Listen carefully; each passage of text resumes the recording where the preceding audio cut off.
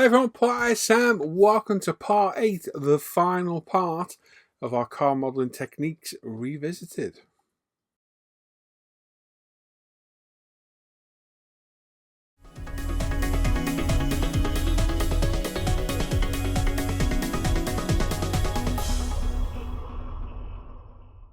So as I say, this is the final part. It's the finishing touches to this build. We've got glassware to do, lights, polishing the body, and just final assembly of the build. Let's go. Not really that much to do. Some tricky bits. Some bits need to be really careful with, especially the clear parts. They are a very, very prominent part of the car and not something you want to screw up at all. So please take your time doing the clear parts. Right then, let's jump in. Let's get cracking and back on with this build.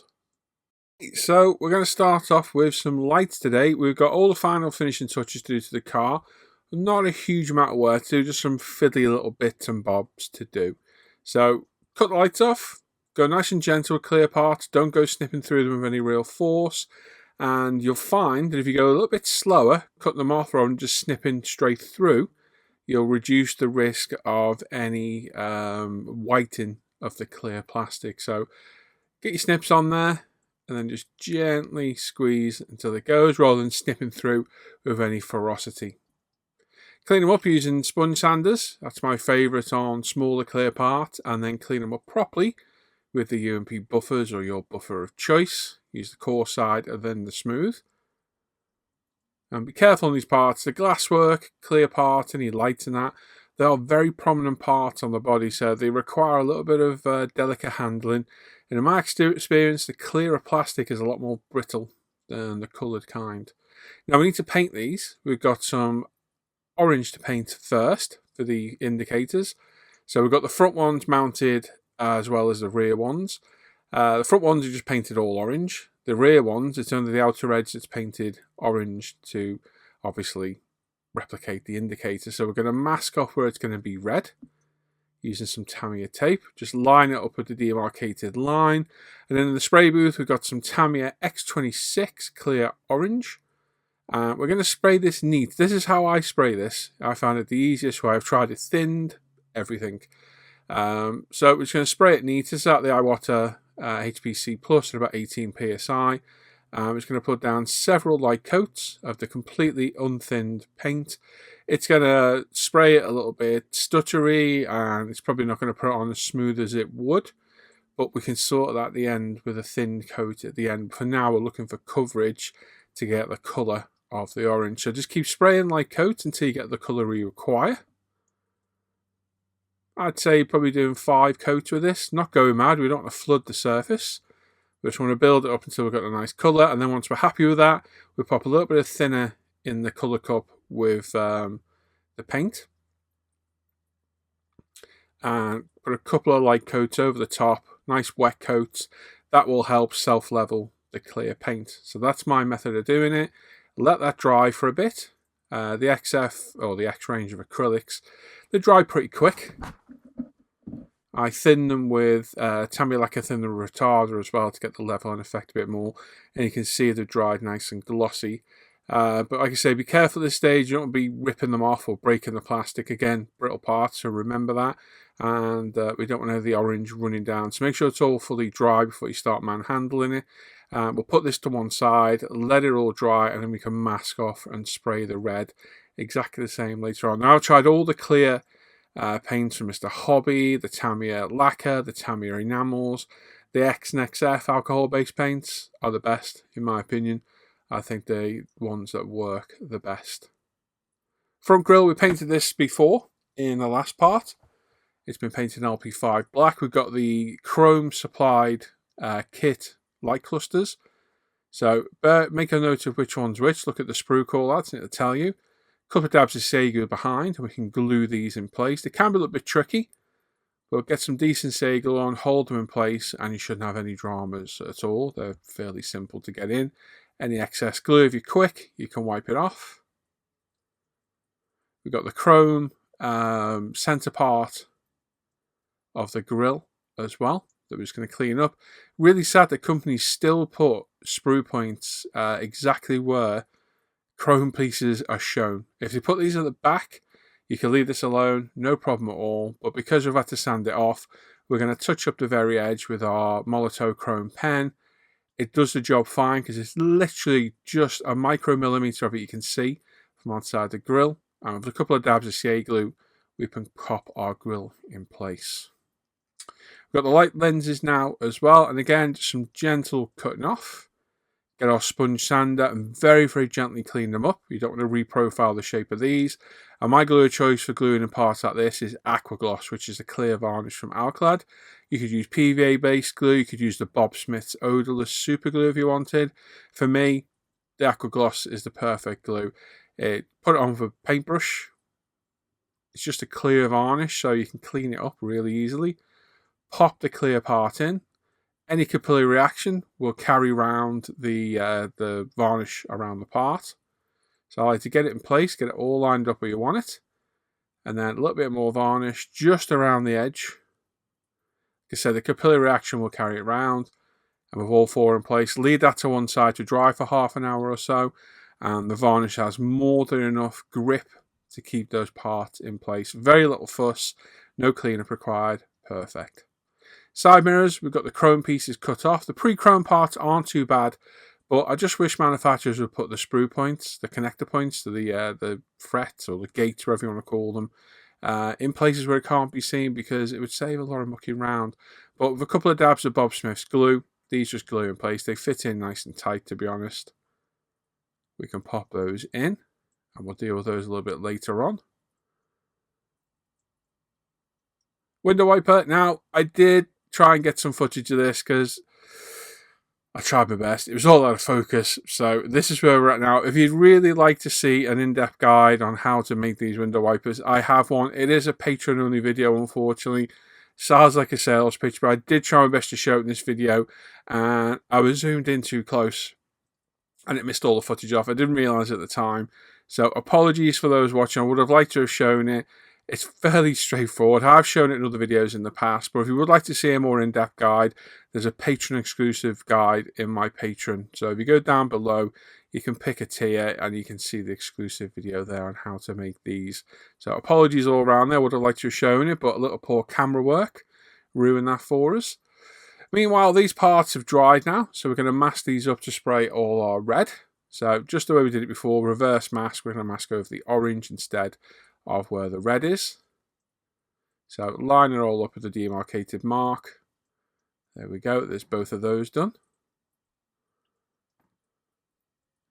Make sure they're burnished down properly. And then where the reversing lights would be, we're going to put a strip of 2mm Tamiya tape in, just cut to length.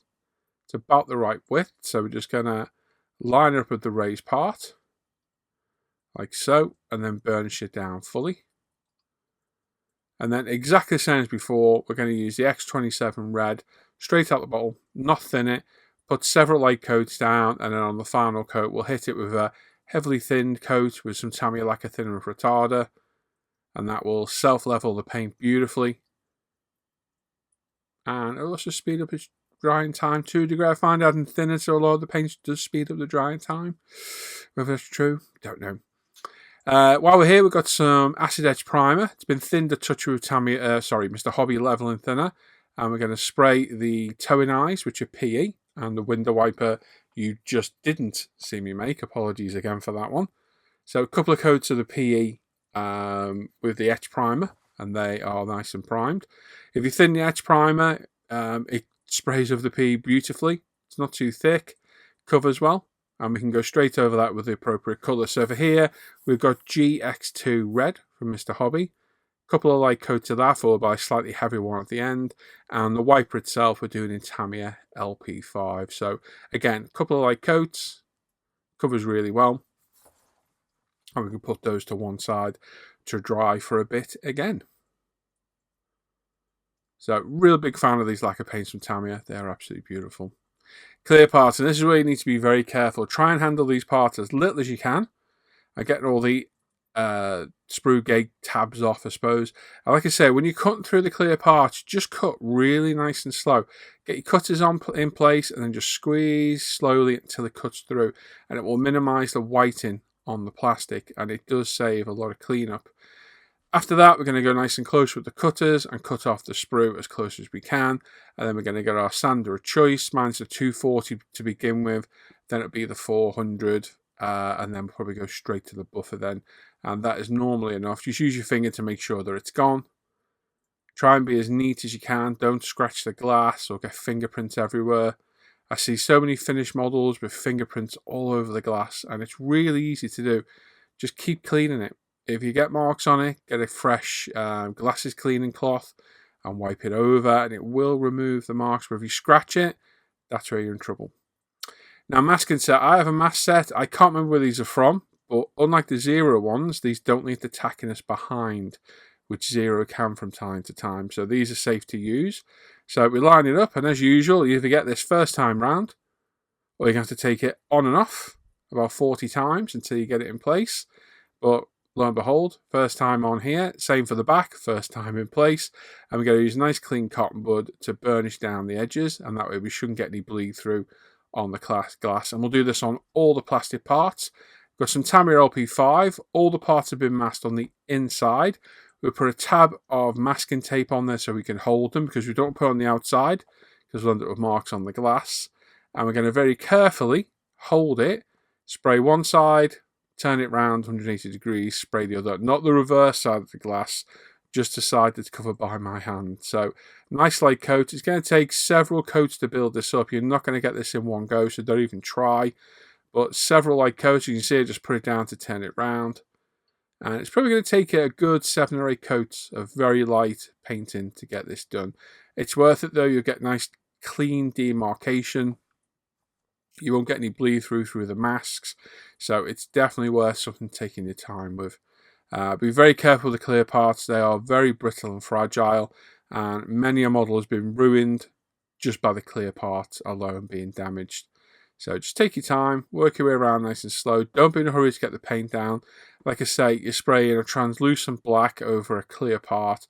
It's not going to cover it super fast. And if you try to, you're going to get runs of paint and bleed through. As you can see, there we go. After 6 or 7 very light coats, we've got the coverage we require. And again, we can put that to one side to dry and then take it back to the bench and unmask it all. So, like I say, just be very careful. One thing I would recommend is make sure you are fully spraying right up to the mask, because the amount of times I've unmasked it and I'm not got a clean demarcation because I've not gone close enough. Yes, it's not good when that happens. So always spin it around and have a look and make sure everything looks good. There we go, everything's dried. Now another part you need to be careful with, unmasking. So get tweezers under the edge, or if you're very careful, the hobby knife, and just gently lift it up. You can see the flex in this plastic part. Oh, it's horrible to watch. There we go. Like I say, get a hobby knife right under the edge of the tape very carefully. Don't scratch the plastic. Get your tweezers to get the edge up and then gently peel it off. And there we go. We can repeat that for all the parts. Now, the back of the lenses, on the actual rear light lenses, we've got a chrome insert to put in. But on the front indicators, we don't. So you could paint the back of these silver. You could paint where they're going to, the recess where they sit silver. For me, the best solution is bare metal foil. It's not the highly reflective side, it's the sticky side, but it still looks great through the clear part. So I just stick a piece on the back, burnish it down, get my Tamiya decal scissors, and just trim the bare metal foil right to the edge of the plastic, like so. And then we got our Sharpie. We'll go around the entire light. We'll do this on the front and the rear lights. And this will give the mimic of the rubber seal around the edge and adds a little bit of depth to the models. It really does make a difference doing this. I forgot to do it on one of my more recent models. I forget which. I think it was the Porsche 911 GT2. I literally stuck everything in place and thought, damn, I didn't go around them with the Sharpie. And it does make a difference. It really does. A nice simple trick. Just adds a little bit of depth and realism. As you can see, there's our rear lights unmasked. Absolutely perfect. The reverse light's nice and clear. Demarcation between the yellow and the red is spot on. And once we get the Sharpie on, we've got some nice realistic looking rear lights. Okay, we put the lights on one side and now we're going to polish up the body. Now, I've gone to using the 3M Trizic pads. They're working fantastic. They're cutting through the clear coat a lot quicker than Micromesh does, and just giving a great finish. Really good. So I've got the 3000, the 6000 and the 8000, and you don't need to go over as much as you do with Micromesh. So be very careful before you get used to using these. You will burn through the paint very, very quickly if you're not careful, but they're a lot more efficient, i.e. for like 50 swipes on Micromesh, this will do in 5 or 6, 10 maybe. They're a lot more useful for what we need them for. So start off to 3000 and we keep it nice and wet. We'll work our way all around the body and then come back with the 6 and do the same, keeping it all nice and moist, and then the 8 to finish it off at the end. You can get these from body shops or online. They are not cheap at all.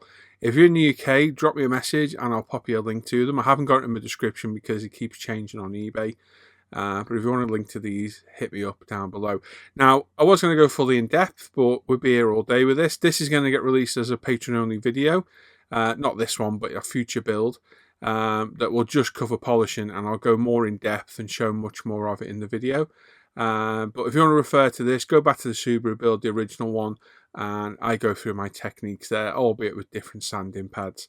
But like I say, if you want to see a techniques guide on this, it will be up in the new year sometime over on Patreon. You can become a patron by clicking the description down below.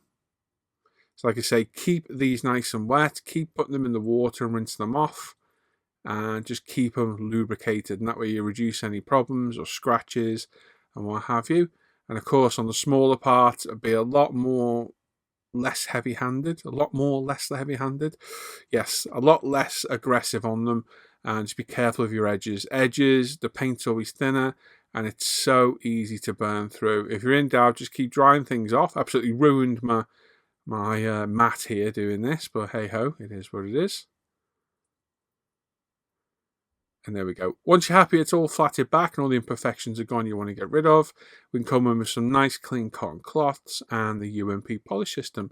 So we've got the UMP compound here first. This is a much more aggressive polish.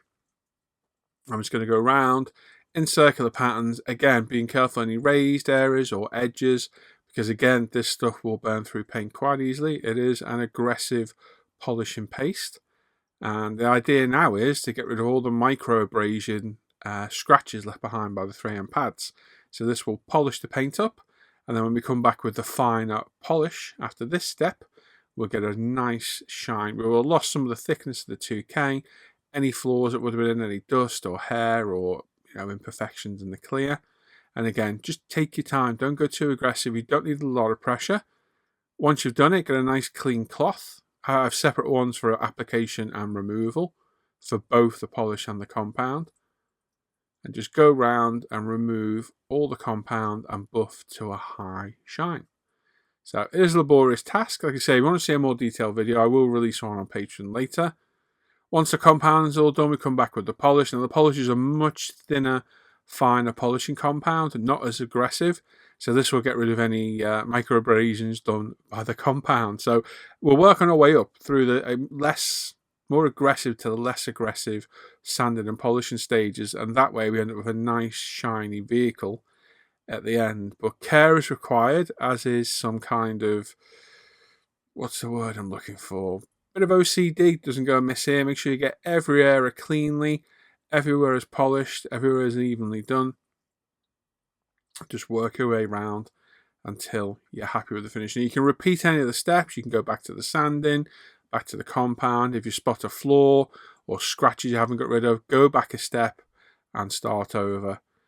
For me, pretty much bang on. I changed my cloths halfway through. I wasn't happy with my newer cotton cloths, so I need to source some of these softer cloths because sadly we don't sell them at UMP anymore. This is like t-shirt material. They're quite difficult to find, to be honest. I bought some like cotton offcuts and they're not as soft, and I was finding they were scratching the surface, which you could see on the bonnet. But the bonnet being black, it shows the scratches like you wouldn't believe. And yeah, you definitely need a softer polishing cloth for this. But at the end, go around, get rid of any remnants of polish. Might need to get a toothbrush in the panel lines to get rid of it, but if you do that, be aware you may well disrupt your finish again with the toothbrush scratching the surface. So I just get rid of everything I can with the cloth and then take it to the spray booth, load the airbrush up with water, set it to about 25 psi, and jet wash out all that residue of polish and compound. For God's sake, every time I do this, I'm always panicking about somebody picking up lacquer thinner and putting it through the airbrush by accident. So any bottles that are in there, lacquer thinner, any Tamiya thinner, anything like that, get it out of the way. Well and truly out of the way, and keep your bottle of water there, well labelled. It does say water on the back, the other side, until you're done. And then make sure you don't pick up the wrong bottle. Trust me, you spray lacquer thinner on this, or your hard work is ruined in seconds. So keep bottles out the way, only keep the water bottle there, and just work around the panel lines and just use it as a jet wash. I find go around once and get it all nice and wet, and then go around again and it softens it up and it comes out a lot easier. You will literally see it jet wash out. Don't forget inside as well, there'll be remnants of polish all in and around the windows, all in and around the wheel arches, any nook and cranny. And then once you're done, just go to air and you can blow off all the water like a car wash. It's quite good fun doing this. I always look forward to doing this. It's a bit sad really, but it is quite a fun thing to do. I'm just going to blow off all the water. And then once it's gone, we can get a nice clean piece of the same cloth we had before, dry it off and polish it all up to a nice high shine. Don't worry about fingerprints now. We're still going to be handling this to stick things on. So we're going to get a nice final shine. You've done the hard work. We can get back anything later on. Now the rear light clusters, these do actually click in place. It's quite impressive really. But basically line one side up. Just push down, you'll feel a slight click. Now, the one that's already in at the bottom went in really well. This top one was a little bit loose, so I opted to put a little bit of CA glue on this one, but it was in place. It just wasn't quite as solid as the other one. So a little dab of Bob Smith's, just along the bottom there and up the side. That will do us. And then get some super glue kicker. And we'll kick that in place. And then the rear lights, these do just click in. So get them all lined up in place, and then just gently push and you'll feel them click in. They literally just push into the bodywork brilliantly and they look fantastic. Lights look absolutely brilliant. Like I say, I added a little bit of Sago on the other light cluster just in case it popped out. I was just paranoid. And then the toe and eye we did earlier, we put a little dab of glue in the bottom there. We just pop that in like so and line it up. Then we put a body on. So they've got the locating pin at the back. It's a big, long one. You need to get that one in first. Once that's in, you can get the two front ones to slot in. And as I said in the video previously, you may need to find it just needs pulling back a bit to get it to sit properly. And there we go. There's our body in place.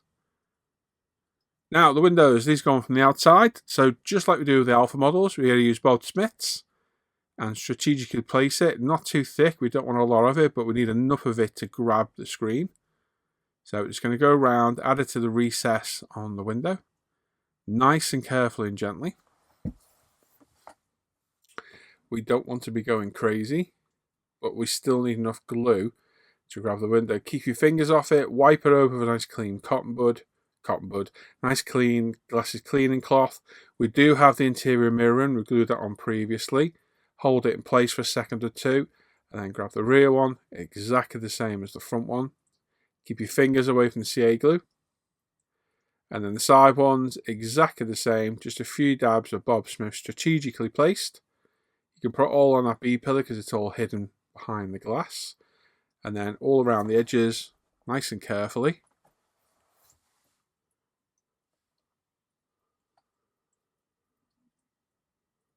Don't go mad with it. You don't want to squeeze out everywhere, but we still need enough glue in there to hold the windows in.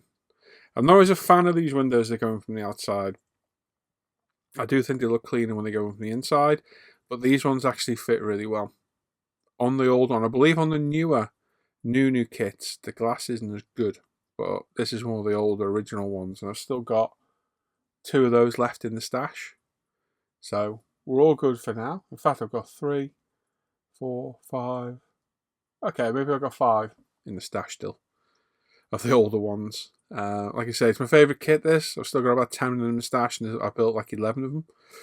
I love this kit. It's a real mojo builder. And there we go. Hold the windows, just hold both sides. And there you go, job done. Now the mirrors, when I test fitted them, they seem to fit okay. But with a bit of paint on, They seem a bit tight, so I just ran that drill bit through by hand, and it didn't even barely even register taking anything off. But it definitely helped it go through. So I'm just cleaning up any plastic remnants on the mirror. You can't see for some reason. But yeah, oh, I know what I was doing. I was putting super glue on and I zoomed in too close. That's what I was doing. My bad. Bob Smiths again. So both mirrors are on. We've got Bob Smiths for the front indicator that we put the bare metal foil on earlier. We can just line that up in place. So just be careful. If you're not confident of the CA glue, use a water-based paint. You could even use the aquagloss trick we used earlier. It will hold these in just fine. Just push it home. And there we go. And then behind the bumper, there's two little vents. I've cut some of the Grille mesh that comes with the kit and just popped it behind. A couple of dabs of CA glue, cut it to size, drop it in place. There we go. And then a couple of dabs of the Bob Smiths, strategically on the front locating points and the side lips. Got the P in there as well for the radiator. And just line it all up, get it in place, hold it for a few seconds. And that is glued in place perfectly. And then we've got a decal for the windscreen. Be very careful here, you don't want to rip this. So we get it in place. Standard decal procedure. No solutions. I don't use solutions on the clear part. So we get all the moisture out from behind using a cotton bud and then clean the glass using our glasses cleaning cloth again. And then the side windows get the Hoy decals. I found decal solutions can mark the windows sometimes, so I don't use them at all. Never have any issues. They don't come off. This kit's in my case that are years old and the decals are still in place. But get rid of all the moisture. Job done. The window wiper we sprayed earlier. We've added a dab of glue at the bottom. The locator points there. Varying pictures show this wiper from being up, like I'm going to do it, and down to the left hand side. So I opted for up because it looks more interesting. It's not quite at 90 degrees. I've done it off to an angle a little bit. Just a little dab of CA glue, Bob Smiths. We can hold that in place. And then some Bob Smiths for the bonnet pins on the front. So these are the bonnet pins that come with the detail upset. So we applied a little dab of CA glue where we want them. Carefully pick up the pin and drop it in place. We will pop a wash on these later to make them look a little bit less sterile. Same for the other side, a little dab of glue, and then carefully drop it in place and push it down, like so. There's also two on the back, so I left the spoiler loose for now, so we can get underneath. I didn't glue it in place just yet, and then we're going to add a couple of dabs of the glue in the holes to hold the spoiler in. Doesn't take a lot at all. And then push the spoiler in place as well. And there we go. Now, on the BTC cars, they have the fuel fillers on the C-pillars. There's one each side from the reference pictures I can see. I had these scale production ones. Two of them looked absolutely perfect for the job. So I'd already made a mental note of this. So we've got those, cut them out with our Zoron PE shears.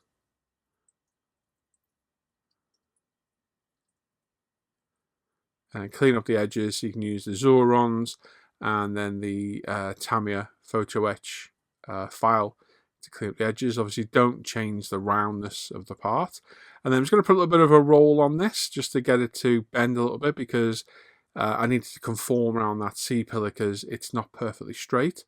So I'm just using the edge of a file on a sponge just to get a bit of a bend in it. We've already popped the Bob Smiths in place. I'm going to pop it in and move it just where I want it according to the pictures. There we go, happy with that. And then we'll spin it round and do the other side. Like so. There we go. They're roughly about the same. And then the final touch, we've got some UMP Shine number 4 spray. basically it's a spray wax. I prefer this over the physical wax. I think it works a lot better. And all you've got to do on this is apply it. You don't need to rub it in. It's not abrasive in any way, shape or form. It just needs to get even coverage over everywhere. Let it haze off, clean it off, wipe it off with a clean cloth and buff it to a high shine. And it's like an instant detail wax is basically what it is. Before you do this, make sure every bit of glue is fully dry. NCA glue, PVA, because you don't want this cloth grabbing it and dragging it out onto the body. And again, ruining all your hard work. Like I say, just go around ensuring that everywhere's got a nice even coating of the wax, the spray wax, and get a nice clean cloth and give it a buff up all over. It's a quick, easy way of wax polishing the body. I always prefer the detail sprays, even on my own car to a degree. The detail sprays are very, very good nowadays on the real life cars, and this Model 1 that we sell at UMP works absolutely fantastic. Obviously on a much smaller scale than a real car. And there we go. There she is. She's done. She's not perfect, but I'm happy with her. The scratch build Sadex exhaust looks great. The KMP Beemax look awesome. Paint jobs come out really well. Very happy with that. And overall, it's just one of the most iconic British touring cars in my opinion. And as a BMW E30 M3 enthusiast, I love these cars. I mean, what better stance is there than that? Talk about perfect ride height, perfect stance, absolutely beautiful car, and in one of the most striking schemes of the British touring car in my opinion. Always loved this scheme, and it's just a great car. So this was primed in Tamiya Grey Primer. It was sprayed in Zero Paints Curacoat Blue. They are Studio 27 decals, which went down absolutely fantastic. The black was Zero Paints black. We had to mask and paint that off. Obviously, the decals went over that. We 2K cleared it with Gravity 2K Clear. The wheels were KMP Beemax. They were painted in Tamiya TS26, I think it was. The interior, we've added some wiring, the belts from the detail upset. We scratch built the Sadex exhaust, modifying the body to get that to fit as well. All the bodywork was polished with the 3M Trizic pads. It was polished up with the UMP polish system. Yeah, what a wonderful addition to my E30 M3 touring car, DTM rally car collection in my cave. And yeah, definitely one of the most iconic cars. I've still got the Labatt car to do, which has got the same wheels, but it's in the Labatt scheme. So that will be done. And the last one of my BTC iconic cars is Andy Rouse's RS500. I've already done the Labatt RS500 and the Eggenberger, so they'll come at some point next year. There we are. What can I say? It is the favouriteest kit. One of my favourite kits, I think. I think it's definitely up there as my favourite kit. I think if I'm completely honest, the amount of them I've built, it shows. It's like 11 of them, 10 more in the stash, 16 more schemes of them in my folder of kits. Yeah, I think it's well and truly. So my favourite kit of one of my favourite cars of my favourite British touring car livery, 100%. Always like this one. It's always been a very eye-catching colour scheme with Clifford the Dragon on the bonnet as well.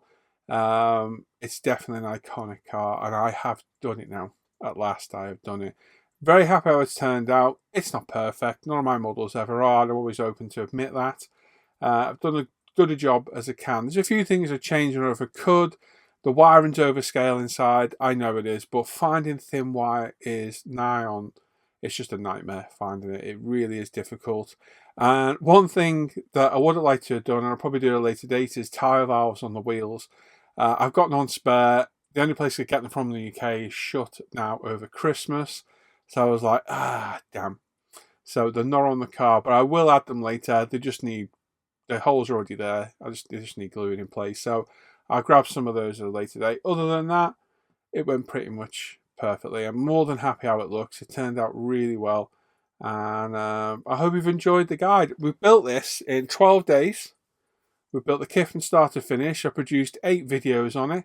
And I've thoroughly enjoyed the build. I've enjoyed every one of these kits I've done of this Beemax kit. And I'd highly recommend it to anyone looking for a good Mojo builder kit. Although I am told the later kits are not as good a quality, which is a shame if that's true, because I've got a few of them up there. Maybe we'll have to do one of the newer ones next time and see what they're like. But yeah, we'll figure that out next time. But there we go. That is my 18th build of the year done before the end of the year. And the Technique series revisited. Controversially, there are some parts I would have liked to go in more depth. I'm gutted I missed the window wiper on that. There's something about filming window wipers I'm jinxed with. I was too far zoomed in on the camera, completely missed me bending all the parts, and I was like, oh crap. There is a video on Patreon. It sounds like a sales pitch, I know. I specifically made a video for my patrons, and it is there, and it does include close-up footage of them being made from start to finish. It's about 8 minutes long, and there are planned other ones, which is kind of restricted what is shown in this to a degree, because I've promised it to my patrons, and I'm gonna go through with that. So there will be videos on Patreon at a later date that will cover more in depth, painting in depth. So from prime and base coats, the clear coats are pretty much covering every video anyway, because I like to explain that one to people. Polishing, scratch build. I'm going to try and cover these points separately, alone, not just a kit, as a standalone video, and they will be available for patrons. So if you want to see these, there's one up at the minute. The Civic build's on the go. That's a patron exclusive build as well. Details of my Patreon are down below. Feel free to go and have a look, and if you want to support and get access, you can. There's currently a 6-week early access on the videos because of the amount of videos I put out for this. If you're watching on ISM, you're going to be watching now somewhere at the beginning of February, and it is now the 21st of December for me. So if you're watching this vid, yeah, there's about a 6-week early release on Patreon. So I'm trying to have more perks to get more people along. So please understand why I've left some part out of this video. But you can go back to the Subaru build, which is linked down below, and that will go through them still. And not much has changed, really. Some of the techniques and the products have changed, but the fundamentals of the technique is still there. And this video is aimed at beginners. This is already aimed at people who I would assume know how to do these things anyway. So a little bit of a thing there where I should have gone into detail. It would have made the videos longer, and I think unnecessarily longer.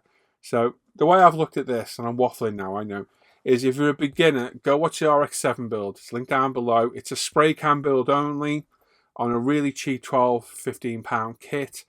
All start to finish spray cans. If you progress from that, watch the Subaru one where I go through it as if you're a semi-beginner, and I cover all the spraying and everything. This one is more for those who know how to paint, know how to decal, know how to do all the fundamentals, but maybe want to add some detail in wiring, aftermarket wheels, and aftermarket set, aftermarket decals, things like that is what I've kind of aimed this series at. So understand why I've done it. It's not a beginner's guide. It is for those that hopefully know what they're doing.